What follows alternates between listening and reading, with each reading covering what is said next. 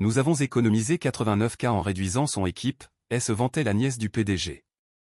Dans la salle de conseil bondée pour l'accord de 425M, l'avocat allemand sauta, sa chaise frappa le mur. Qui est Robert Mitchell? Silence de mort. Le PDG regarda sa nièce, le visage blanc. L'appel est arrivé à 7h43 un mardi, 6 mois et 8 jours après qu'ils aient restructuré mon poste.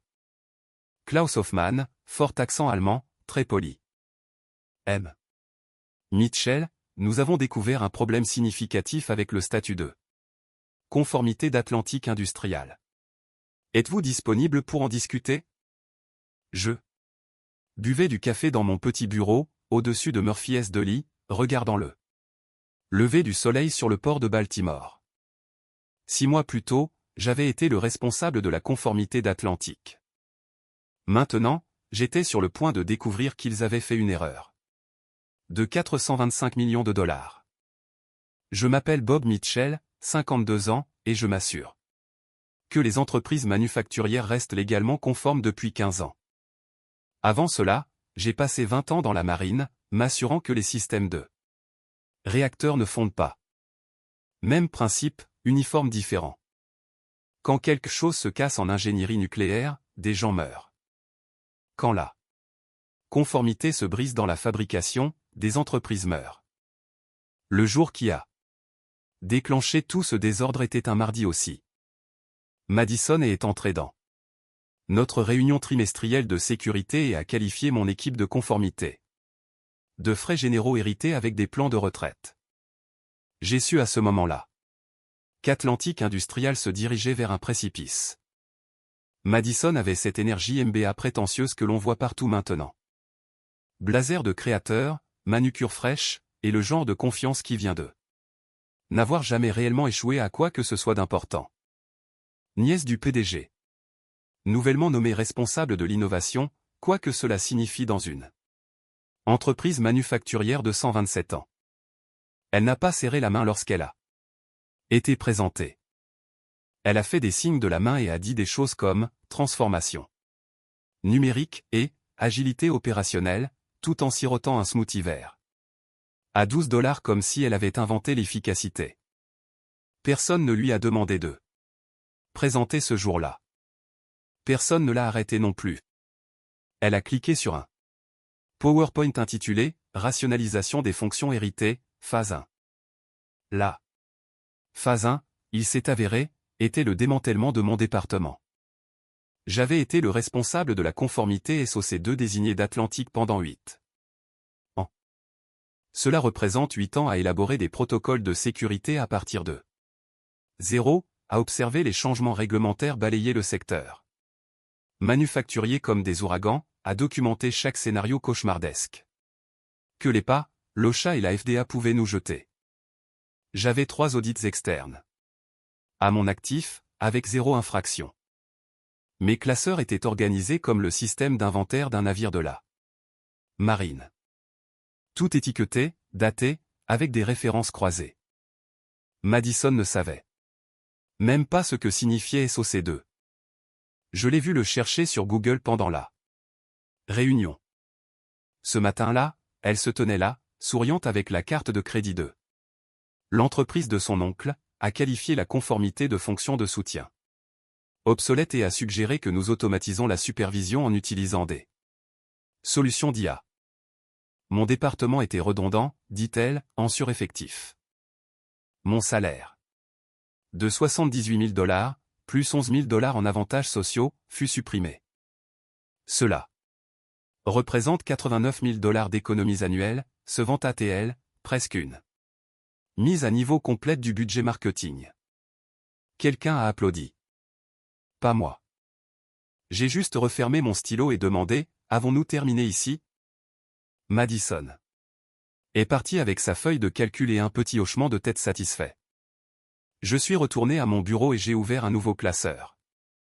Ce n'était pas de la colère, ce n'était même pas de la surprise, c'était le protocole, une habitude militaire. Quand quelqu'un est sur le point de faire une erreur catastrophique, vous documentez tout et vous préparez au contrôle des dommages. J'ai commencé à sauvegarder les fichiers. chaque identifiant d'accès, chaque désignation de conformité, chaque document légal où mon nom apparaissait comme l'autorité responsable. La plupart des gens chez Atlantic ne réalisaient pas que tout notre cadre réglementaire exigeait toujours ma signature formelle. Chaque déclaration trimestrielle, chaque certification de sécurité, chaque réponse d'audit listait Robert Mitchell comme contact principal. Aucun remplaçant n'avait été désigné. Personne ne pouvait me remplacer sans l'approbation du conseil d'administration. Et les documents de réaffectation formelle déposés dans les 21 jours calendaires. Mais Madison ne le savait pas. Son oncle Chuck, le PDG, ne le savait. Probablement pas non plus. Au début, j'ai pensé que quelqu'un mettrait des freins. Peut-être que les RH hésiteraient. Peut-être que Chuck, qui m'avait un jour appelé, le gars qui nous garde hors des prisons fédérales, prendrait la parole. Mais rien. Les RH ont envoyé les documents de reclassification 4 jours plus tard. Mon nouveau titre, coordinateur administratif principal. Ma classification de sécurité a été rétrogradée. Mes invitations aux réunions de direction ont disparu du jour au lendemain. J'ai acquiescé. Pas de plainte. J'ai même félicité Madison quand elle s'est vantée d'avoir atteint son premier objectif d'efficacité. Elle m'a fait un pouce levé et m'a appelé Bobby Monsieur alors. J'ai imprimé la lettre de désignation SOC2 originale, celle signée par le conseil d'administration en 2019, et je l'ai envoyée à mon compte personnel avec un horodatage. Puis j'en ai imprimé 2 copies. L'une est allée dans mon classeur à la maison, l'autre dans un classeur étiqueté continuité réglementaire, archives seulement, et je l'ai tranquillement placée dans la salle d'archives du service juridique, 4e étagère, côté gauche. Je n'ai rien dit à personne. Voyez-vous, les gens pensent que la vengeance doit être bruyante, des départs dramatiques et des discours de colère sur le fait d'être sous-estimé. Mais personne n'apprécie non plus une mine terrestre, jusqu'à ce que quelqu'un marche dessus. La vraie beauté était dans la section 12.3 de notre plan de continuité des activités, une clause que j'avais ajoutée il y a 3 ans après avoir vu un concurrent être frappé de 4,2 millions de dollars d'amende pour des transferts de conformité inappropriés. Elle stipulait que tout changement de responsable de la conformité désigné devait être formellement réaffecté par résolution du conseil d'administration dans les 21 jours calendaires, ou la désignation devenait légalement invalide rétroactivement à la date de la vacance. Les amendes pour non-conformité manufacturière commencent à 15 000 dollars par jour. Pour les violations mineures. Après 90 jours de violation continue, elles passent à 35 000 dollars par jour. Les calculs deviennent vite compliqués. Madison n'en avait aucune idée. Le service juridique n'avait pas vérifié. Chuck avait simplement approuvé le rapport d'efficacité sans lire les détails. 6 semaines. Après la rationalisation, j'ai soumis ma démission. Simple et clair. Effectif 14 jours à compter d'aujourd'hui, je quitterai mon poste chez Atlantic Industrial Group. C'est tout. Pas de drame, pas d'exigence. D'entretien de départ, pas de mail à l'échelle de l'entreprise sur le fait d'être sous-estimé. Ils l'ont traité comme une paperasse de routine, ont désactivé mon accès en fin de journée.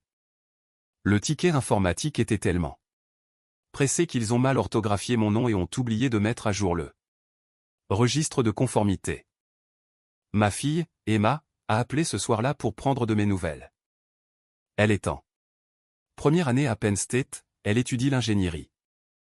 Une enfant brillante. Plus intelligente que son vieux dans la plupart des domaines, mais elle a hérité de mon souci du détail. Papa, tu es sûr de ça, a-t-elle demandé. Aimé. Frais de scolarité? Le semestre de printemps arrive. Fais-moi confiance. Chérie, ça va bien se passer. Ton vieux n'a pas passé 20 ans dans la marine sans apprendre à planifier les imprévus. On dirait que tu as quelque chose en tête. Juste en suivant les bonnes procédures. Parfois, C'est tout ce qu'il faut. Ce week-end-là, j'ai mis à jour mon profil sur le registre de conformité fédéral, définissant ma certification comme active, désignation exécutive abandonnée, aucun remplacement. Déposé, date effective le 28. Ensuite, je me suis enregistré comme consultant indépendant spécialisé dans le redressement de conformité en cas de crise. 24 heures plus tard, mon téléphone a commencé à sonner.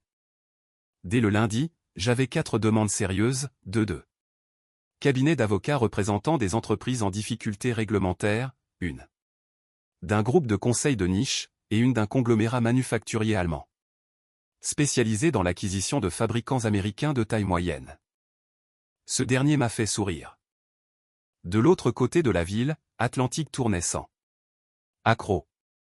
Pas de procédure de départ, pas de transfert de connaissances, pas de formation de remplacement. Madison planifiait déjà la deuxième phase de sa stratégie d'optimisation. Chuck a commencé à parler de la nouvelle mentalité d'agilité de l'entreprise dans des interviews sectorielles. Personne n'a remarqué l'horloge de conformité qui avançait vers le jour 22. J'ai installé mon bureau dans un petit espace au-dessus de Murphy S. Deli, sur Charles Street. 2 bureaux, une machine à café qui fonctionnait la moitié du temps, et une vue sur le port. Le loyer était de $800 par mois. Mon premier contrat de conseil me payait $285 de l'heure. Les chiffres étaient meilleurs que mon ancien salaire. Chaque matin, je descendais prendre un café chez Murphy, un vieil Irlandais qui tenait l'endroit depuis 30 ans. Nous parlions des Orioles, de la météo, parfois des affaires.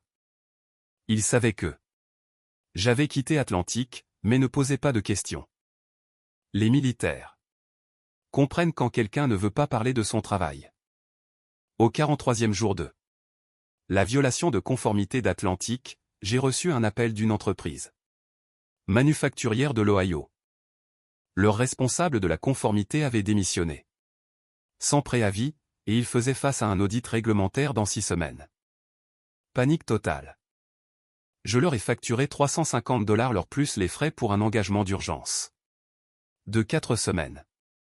Ils ont dit oui avant que j'aie fini ma phrase. Au 67e jour, j'étais dans un avion pour le Texas, aidant un fabricant de produits chimiques à gérer une enquête de l'EPA. Leur précédente équipe de conformité avait manqué une date limite de dépôt. Les amendes potentielles se chiffraient en millions. Mon travail consistait à reconstituer leurs pistes documentaires et à prouver des efforts de conformité de bonne foi. Précision militaire et souci du détail. Même compétences, champ de bataille différents.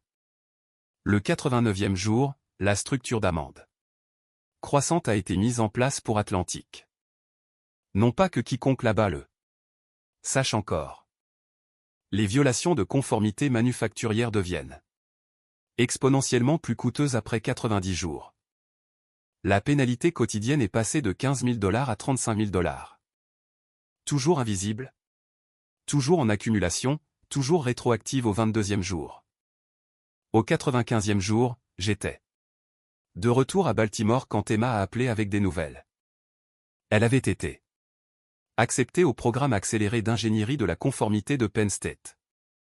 Nouveau domaine, demande croissante, excellente perspective d'emploi. Devine. Qui m'a inspiré à m'y intéresser, a-t-elle dit. Ton vieux déteint sur toi. Plutôt, j'ai réalisé qu'il y avait une sécurité d'emploi à ne pas avoir d'ennui. De plus, les salaires de départ sont vraiment bons. Au 120e jour, Atlantique a annoncé l'affaire du siècle. Le communiqué de presse est sorti à 9h.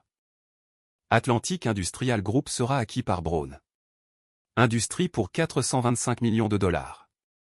L'histoire a fait la une du Baltimore Business Journal. Chuck a été cité abondamment, au sujet de la transformation opérationnelle innovante d'Atlantic sous une nouvelle direction. Madison a été citée également. Elle s'était positionnée comme l'architecte du modèle opérationnel allégé d'Atlantic qui avait attiré l'attention internationale. L'article mentionnait Son élimination stratégique des fonctions héritées redondantes comme un facteur clé de l'intérêt de Braun. Je l'ai lu avec mon café du matin chez Murphy. Le vieil homme m'a vu sourire au journal. Bonne nouvelle, a-t-il demandé. On pourrait dire ça. Parfois, la patience paie. Au 135e jour, l'équipe de diligence raisonnable de Braun Industries est arrivée à Baltimore. Professionnelle, minutieuse et dirigée par une femme nommée Dr. Ingrid Weber, qui parlait 5 langues et avait le genre de souci du détail qui rendait l'ingénierie allemande légendaire. Son équipe comprenait Klaus Hoffmann, un spécialiste de la conformité qui avait passé 15 ans à auditer des acquisitions américaines pour des entreprises européennes. Ils ont passé la première semaine à examiner les dossiers financiers, les indicateurs opérationnels et les protocoles de sécurité. Tout semblait propre. Madison avait préparé de magnifiques présentations sur les opérations rationalisées et la réduction des frais généraux. Les chiffres étaient impressionnants. Le calendrier était agressif. Chuck avait déjà commencé à parler des plans d'intégration. Les dirigeants de Braun étaient optimistes. Cela ressemblait exactement au type de fabricant américain maigre et efficace qu'ils voulaient dans leur portefeuille. L'équipe de direction d'Atlantic était confiante. Le service juridique avait tout examiné 2 fois. L'accord était en bonne voie pour une clôture dans 2 semaines. Le 149e jour, exactement 21 cycles de conformité depuis que ma désignation avait été résiliée sans remplacement. Klaus Hoffmann était dans la salle d'archives juridiques d'Atlantic, recoupant les dépôts réglementaires avec les dossiers du personnel. Une diligence raisonnable de routine, rien d'inhabituel. Il ne cherchait pas de problème, mais vérifiait simplement que toutes les certifications étaient à jour et correctement maintenues. C'est là qu'il a trouvé mon classeur. 4e étagère, côté gauche, exactement là où je l'avais laissé 4 mois plus tôt. Continuité réglementaire, archives seulement. Klaus l'a ouvert et a commencé à lire la lettre de désignation SOC2 originale, le plan de continuité des activités avec la section 12. 3 mises en évidence, les exigences de calendrier, la résolution du Conseil d'administration de 2019 qui n'avait jamais été remplacée. Klaus a passé 1 heure à examiner chaque document. Puis il a recoupé les dates avec le registre de conformité actuel d'Atlantic. Ensuite, il a appelé le docteur Weber. Le calcul était simple et brutal. Le jour 22 jusqu'au jour 148 équivaut à 127 jours de violation de conformité. Les 90 premiers jours, à $15 000 par jour, équivalent à 1,35 million de dollars. Les 37 jours restants, à $35 000 par jour, équivalent à 1,295 millions de dollars. Exposition totale, 2,645 millions de dollars et cela continue d'augmenter de $35 000 par jour jusqu'à résolution. Mais cela s'est aggravé.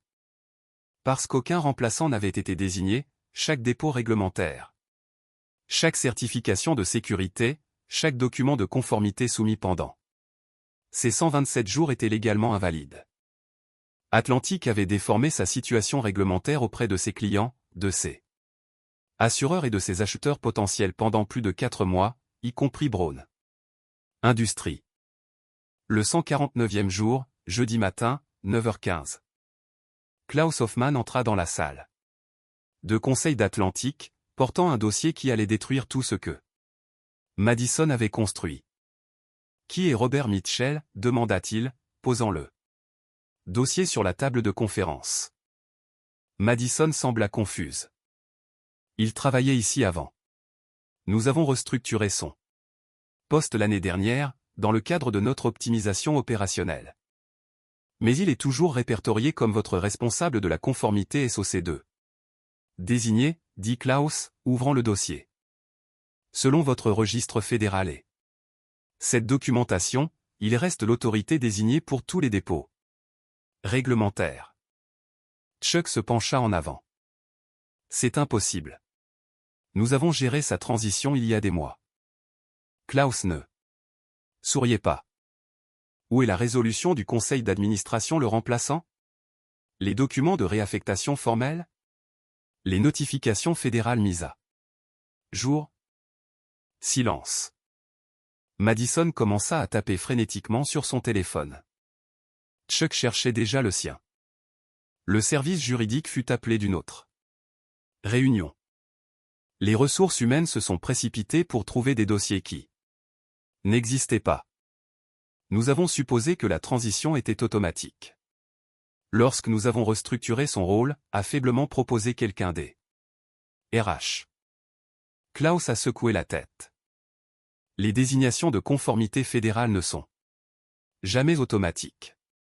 Elles nécessitent une action explicite du conseil d'administration et un remplacement formel dans les 21 jours calendaires.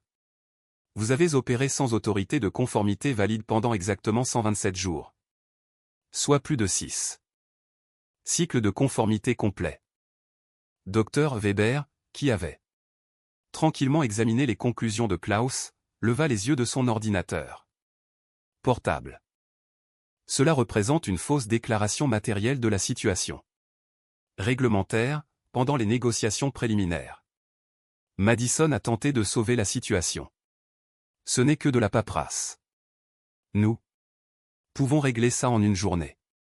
Rappelez Bob, remplissez les formulaires, et allons de l'avant. Non, dit fermement le docteur Weber. On ne peut pas réparer rétroactivement les violations de conformité fédérale. Les amendes pour la conformité manufacturière augmentent après 90 jours. Votre exposition actuelle est de 2,645 millions de dollars et augmente de 35 000 dollars par jour. Le silence s'est fait dans la pièce. Le visage de Chuck était devenu gris. Sûrement, nous pouvons résoudre cela. C'est une erreur de procédure. Klaus a ouvert son ordinateur portable et a tourné l'écran vers la table. Vos violations de conformité créent une exposition significative à la responsabilité. Pour toute entité acquéreuse, mais plus préoccupante est la tendance à la fausse déclaration. M.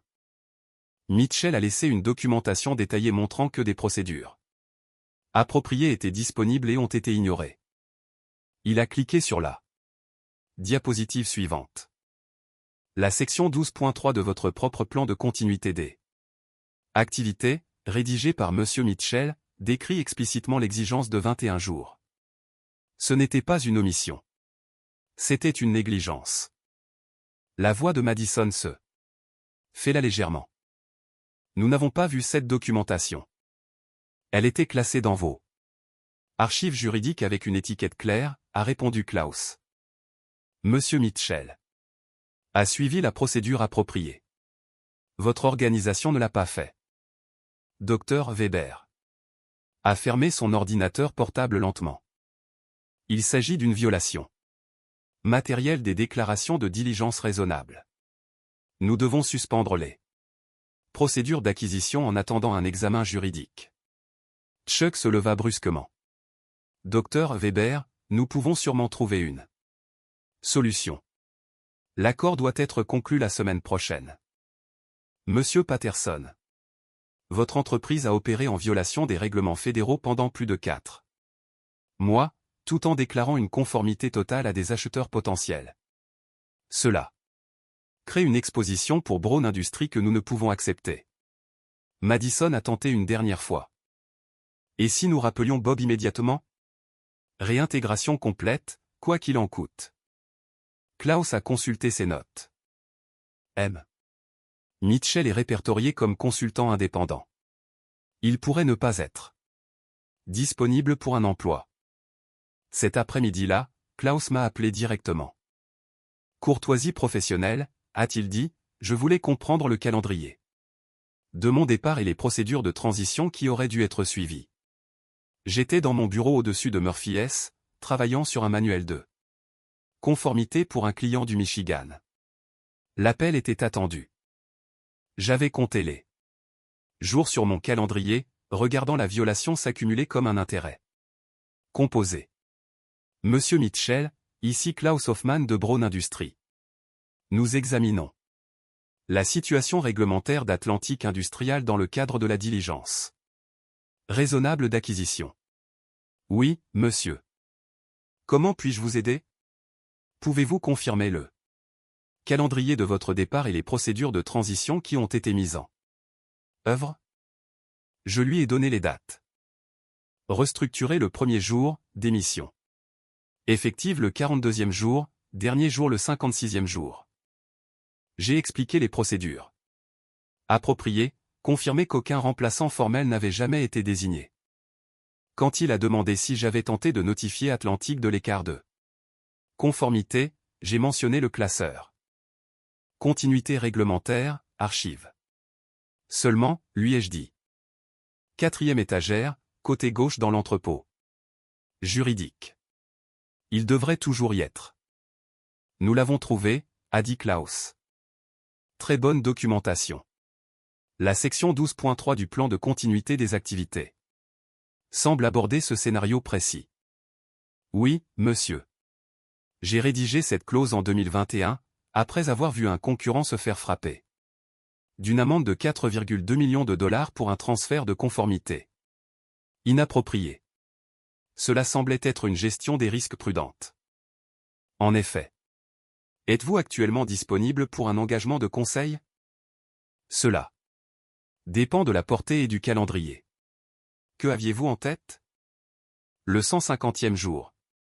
Vendredi matin, le docteur Weber a convoqué une réunion d'urgence. Chuck, Madison, le conseil d'administration, les conseillers juridiques, tout le monde qui comptait. Elle a exposé la situation en des termes qui ne laissaient aucune place à l'interprétation. Atlantic Industrial a fonctionné en violation des exigences de conformité fédérale pendant 127 jours. Les amendes réglementaires s'élèvent actuellement à 2,645 millions de dollars et augmentent de 35 000 dollars par jour jusqu'à résolution. Madison a commencé à l'interrompre. Le docteur Weber a levé la main. De plus, chaque document de conformité soumis pendant cette période est légalement invalide. Cela inclut les certifications de sécurité, les dépôts environnementaux et les représentations réglementaires faites à Braun Industries. Pendant les négociations préliminaires, la voix de Chuck était à peine un murmure. Qu'est-ce que cela signifie pour l'acquisition? Cela signifie que l'acquisition est résiliée, a déclaré sèchement le docteur Weber, avec effet immédiat. Notre équipe juridique a identifié une fausse déclaration substantielle, qui crée une exposition à la responsabilité inacceptable. Madison avait l'air d'aller vomir. Sûrement, nous pouvons résoudre ce problème. Rappelez Bob, corrigez-la. Paperasse, et allons de l'avant. La confiance a été compromise, a répondu le docteur Weber. Monsieur Mitchell a fourni une documentation et des procédures appropriées. Votre organisation a choisi de les ignorer. Ce n'était pas une négligence. Ce fut un échec de gouvernance d'entreprise. L'équipe Braun était emballée et partie avant midi. Leur dernier acte fut de notifier formellement le conseil d'administration d'Atlantic que la diligence raisonnable avait révélé des violations matérielles de conformité et une fausse déclaration de la situation réglementaire. Le communiqué de presse est sorti le lundi matin. Braun Industries se retire de l'acquisition d'Atlantic Industrial en raison de problèmes de conformité réglementaire non résolus. Les actions d'Atlantic ont ouvert en baisse de 18% et ont continué de chuter. À la clôture du marché, elles avaient baissé de 31% en une seule journée. La presse économique a repris l'histoire immédiatement. Des titres comme « Échec de la conformité tue un accord de 425 millions de dollars » et « Quand la réduction des coûts tourne mal ». Mardi matin, mon téléphone a de nouveau sonné. Docteur Weber. Cette fois. Monsieur Mitchell, Braun Industries est intéressé à retenir vos services. pour un examen complet de la conformité de nos opérations nord-américaines. Contrat de 18 mois, $285 de l'heure, autonomie totale sur la méthodologie et le calendrier. Êtes-vous disponible? J'ai regardé autour de mon petit bureau. Machine à café qui fonctionnait la moitié du temps, vue sur le parking, et une pile de contrats de conseil qui avait triplé mon ancien salaire. Oui. Madame. Je suis disponible. Le 153e jour. Mercredi après-midi. Chuck Patterson a annoncé sa retraite anticipée, avec effet immédiat. Le communiqué de presse citait des raisons personnelles et le désir de passer du temps en famille. Le conseil d'administration a convoqué une réunion d'urgence pour discuter des transitions de leadership et de la restructuration opérationnelle. Madison a été invité à soumettre sa démission avant vendredi. Pas de communiqué de presse pour celle-ci. Jeudi matin, j'ai reçu un SMS d'un numéro que je ne reconnaissais pas. Bob, c'est Madison. J'espère que nous pourrons échanger sur les meilleures pratiques de l'industrie. Pas de rancune. Je l'ai lu 2 fois, puis je l'ai supprimé. La presse économique locale avait repris l'histoire. Le Baltimore Business Journal a publié un article intitulé « L'erreur à 425 millions de dollars, comment Atlantic Industrial a perdu l'affaire d'une vie ». Ils ont interviewé des experts en conformité, des avocats d'affaires et des professeurs d'écoles de commerce. Tout le monde avait des opinions sur la diligence raisonnable appropriée et l'importance de la surveillance réglementaire. Personne ne m'a interviewé. C'était très bien. J'avais du travail à faire. Emma a appelé ce week-end, ravie de son acceptation au programme d'ingénierie de la conformité de Penn State. Elle avait suivi l'histoire d'Atlantic dans les nouvelles économiques. Papa. Ils utilisent ça comme étude de cas dans mon cours de droit des affaires. Le professeur dit que c'est un exemple parfait de la façon dont la réduction des coûts de conformité peut détruire la valeur pour les actionnaires. Quel est ton avis sur la question? Que quelqu'un chez Atlantic savait exactement ce qu'il faisait en rédigeant ses procédures, et que quelqu'un d'autre les a ignorées parce qu'il pensait savoir mieux faire. Fille intelligente. Ton vieux est fier de toi. J'ai pensé à me spécialiser dans la conformité manufacturière. Le professeur dit que le domaine est en pleine croissance, surtout avec toutes les acquisitions internationales qui se produisent. Bon choix. Il y a toujours de la demande. Pour les gens qui peuvent éviter les ennuis aux entreprises. Au 160e jour. J'ai emménagé dans mon nouveau bureau au siège nord-américain de Brown Industries à Baltimore. Bureau d'angle, 19e étage, vue sur le port. Ma mission était simple. Examiner les procédures de conformité de toutes les installations de fabrication de Brown aux États-Unis et recommander des améliorations. Le travail était familier, mais l'ampleur était impressionnante. 12 usines de fabrication dans 8 États. Chacune avec des exigences réglementaires et des défis de conformité locaux différents. Brown souhaitait un système unifié capable de gérer la surveillance fédérale, les réglementations d'État et les normes internationales. J'ai passé le premier mois à voyager. Usine de pièces automobiles du Michigan.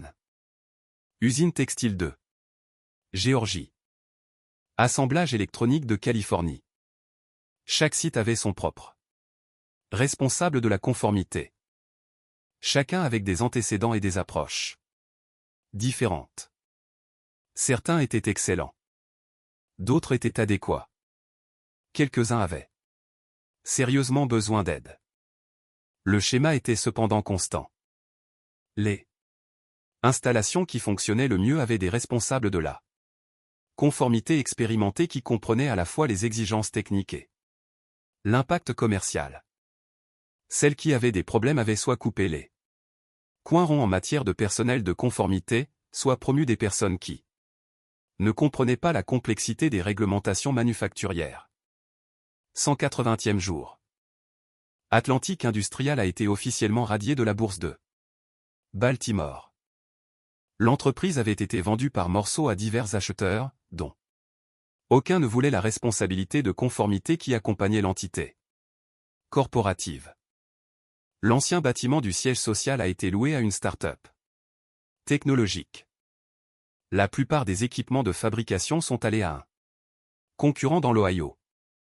Le réglementaire final a été annoncé la semaine suivante. L'assurance d'Atlantic a couvert la majeure partie des 3,1 millions de dollars d'amende. Mais la réputation de l'entreprise était ruinée. Chuck a déménagé en Floride. Le profil LinkedIn de Madison indiquait qu'elle explorait de nouvelles opportunités. En conseil en excellence opérationnelle. 220e jour. J'examinais l'installation de Braun dans l'Ohio quand le directeur de l'usine a mentionné qu'ils avaient embauché plusieurs anciens employés d'Atlantic. De bonnes personnes, a-t-il dit, des machinistes et des ingénieurs expérimentés, qui avaient été victimes de la réduction des effectifs. Et la direction ? Ai-je demandé. Quelques superviseurs, mais nous avons été prudents quant au rôle de conformité. Notre équipe juridique a signalé la situation d'Atlantic. Quiconque impliqué dans ce désordre était automatiquement disqualifié. Jour 365. Un an après ma restructuration chez Atlantic. J'étais assis dans mon bureau chez Braun, examinant le rapport final de conformité qui clôturerait mon contrat. 12 installations, procédures unifiées, 0 violation réglementaire. Économies annuelles projetées de 2,3 millions de dollars grâce à une efficacité améliorée et une exposition juridique réduite. Le docteur Weber avait déjà demandé la prolongation du contrat. Braun étendait ses opérations américaines et voulait que je les aide à évaluer de potentielles acquisitions. Le travail était intéressant, le salaire excellent, et l'entreprise valorisait réellement l'expertise en conformité. Mon téléphone a vibré avec un SMS d'Emma. Elle venait de terminer sa 3e année et commençait un stage d'été dans un cabinet de conseil en conformité à Philadelphie. Suivant les traces de papa, a-t-elle écrit, il s'avère qu'il y a vraiment une sécurité d'emploi à ne pas avoir d'ennui. Ce soir-là, je suis descendu chez Murphy pour un café. Le vieil homme était en train de fermer, mais il m'a quand même versé une tasse. Comment va le nouveau travail, a-t-il demandé. Je ne peux pas me plaindre. Il s'avère que l'expérience vaut quelque chose après tout. C'est amusant, n'est-ce pas? Mon père tenait cet endroit avant moi, son père avant lui. 3 générations de Murphy S. de Lee. Vous savez ce qu'ils disaient tous? Quoi donc? Le client qui vous vire pour avoir bien fait votre travail ne valait de toute façon pas la peine d'être gardé. J'ai ri. Votre famille a de bons instincts. En parlant d'instinct, vous avez vu cet article dans le journal d'hier? L'ancien bâtiment d'Atlantic a été vendu. De nouveau. 3e fois en 6 mois. Personne ne veut y rester longtemps. Certains bâtiments ont une réputation. Certaines personnes aussi. La nouvelle circule dans les affaires. Une entreprise qui licencie son responsable de la conformité pour économiser de l'argent, les autres entreprises s'en souviennent. Cela les rend prudents quant aux personnes qu'ils embauchent de là. Jour 4 cents. Klaus Hoffmann m'a appelé avec des nouvelles. Braun avait identifié une autre cible d'acquisition, un fabricant de taille moyenne en Pennsylvanie. Finance saine, bonne gestion, position solide sur le marché. Il voulait que je dirige l'examen de conformité avant qu'il ne fasse une offre. Une question. A dit Klaus, connaissez-vous le responsable de la conformité actuelle de cette entreprise? J'ai ouvert leur site web et vérifié la page de direction. Sarah Rodriguez, 15 ans d'expérience, ancienne militaire, formation en ingénierie. Ça semble solide. Excellent. Nous planifierons l'examen pour le mois prochain. Ce soir-là, j'ai mis à jour mon profil de consultant. 3. Acquisition majeure réalisée. 8,2 millions de dollars de risques réglementaires atténués. 0 violation de conformité sur 15 installations. Le téléphone n'arrêtait pas de sonner avec de nouvelles opportunités. Certaines personnes passent leur carrière à essayer d'être vues. J'ai passé la mienne à savoir où se trouvaient les sorties de secours. Mon erreur chez Atlantic a été de supposer que quelqu'un d'autre lirait le manuel de sécurité quand je suis parti. Ils ne m'ont pas remplacé. Ils m'ont effacé. Et comme tout bon protocole de sécurité, les conséquences étaient intégrées au système. Madison avait qualifié la conformité de « frais généraux » avec des plans de retraite. Il s'avère que la connaissance héritée est ce qui maintient les entreprises en vie lorsque les réglementations changent et que les avocats appellent. Atlantic a appris cette leçon trop tard.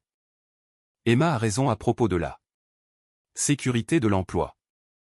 Il y a toujours de la demande pour les gens qui peuvent éviter les problèmes avec la justice fédérale aux entreprises.